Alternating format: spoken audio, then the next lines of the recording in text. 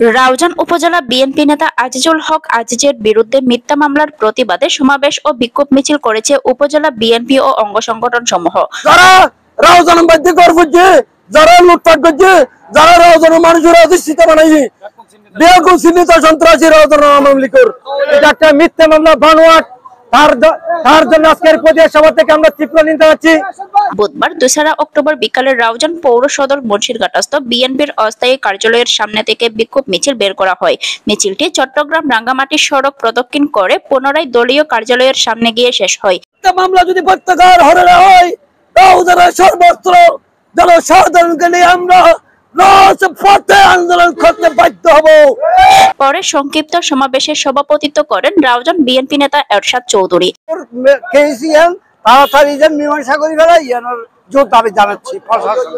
চট্টগ্রাম উত্তর জেলা যুবদলের যোগাযোগ সম্পাদক সাবেক ছাত্র নেতা সৈয়দ মোহাম্মদ তৌহিদুল আলমের সঞ্চালনায় প্রধান অতিথি ছিলেন চট্টগ্রাম উত্তর জেলা স্বেচ্ছাসেবক দলের সিনিয়র যুগ্ম আহ্বায়ক নুরুল ইসলাম বাবুল।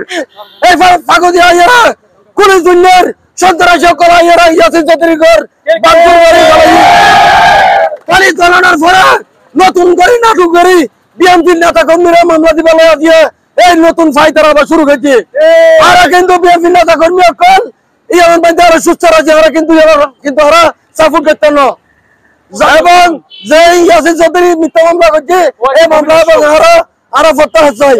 একজন বুড়িদস্যু এবং দাড়ি কেরাঙ্কালের লুটপাট গরমের একজন মাঝি এই ইয়াসিন বিদেশের মাঝে বই মানুষের বিষয় দিব হয় শত শত হাজার হাজার লক্ষ লক্ষ টাকা মানুষ তুলে আজকে টেন্ডার বাজি করি রাউজানের হুন্ডি দিয়ে সোনা ব্যবসায়ী এই ইয়াসিন আয়ের আবার নতুন করে উত্থান করে বিএনপি নেতা কর্মী। বক্তা ছিলেন চট্টগ্রাম উত্তর জেলা ছাত্র দলের সাবেক সিনিয়র যুগ্ম সম্পাদক রাসেল খান। বিএনপির সুনাম নষ্ট করার জন্য সন্ত্রাসীরা আজকে যে শিখদারে হামলা দিয়েছে তার তিনটা জানাচ্ছি। আজকে বিএনপি নেতা কর্মীদেরকে যে মামলা দিয়েছে তার তীব্র নিন্দা জানাচ্ছি। এখানে বিএনপি যুবদল ছাত্রদের কোনো সম্পৃক্ততা নেই, এটা একটা মিথ্যা মামলা বানোয়াট।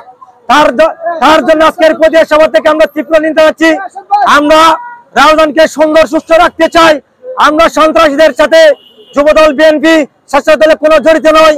আজকে অবিলম্বে আমরা যে মিথ্যা মামলা দিয়েছে তার প্রত্যাহারের দাবি জানাচ্ছি।